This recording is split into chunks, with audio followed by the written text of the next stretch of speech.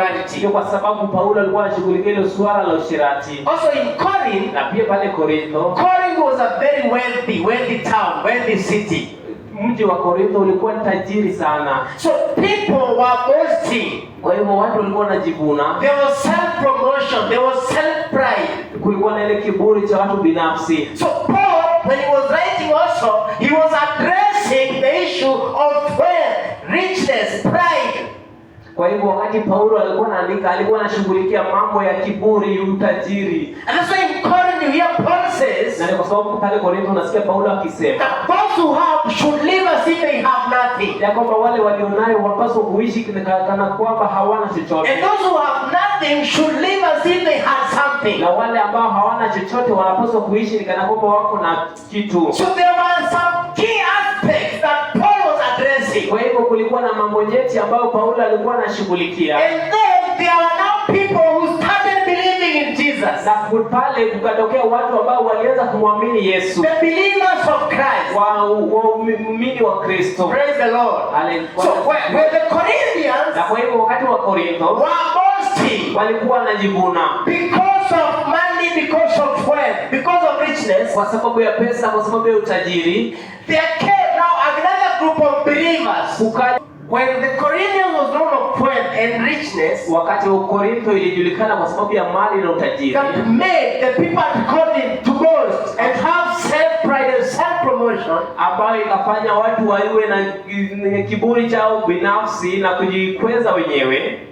So when believers came, wakati waumini walikuja, so now they lacked that outward appearance to match the people of Corinth. Wakakosa hiyo kuonekana mtizamo wa nje kwa watu wa Korintho.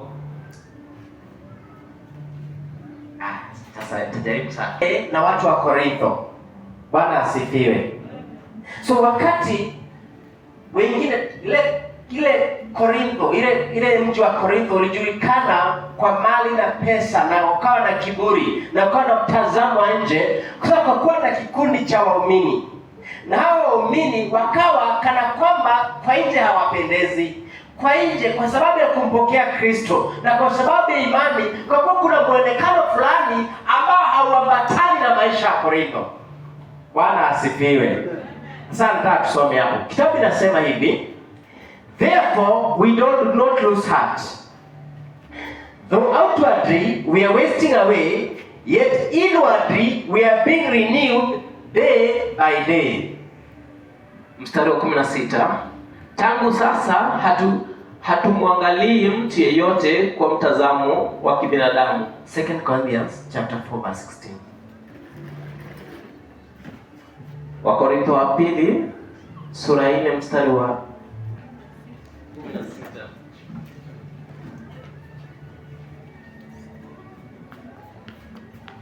Kwa hiyo hatukati tamaa, ingawa utu wetu wa nje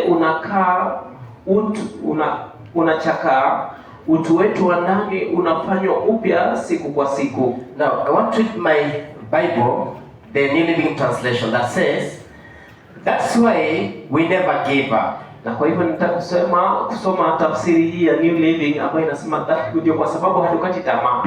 Though our bodies are dying, our spirits are being renewed every day. Japokuwa miili yetu inakufa, roho wetu anahuishwa kila siku. He says, anasema, therefore we not lose heart.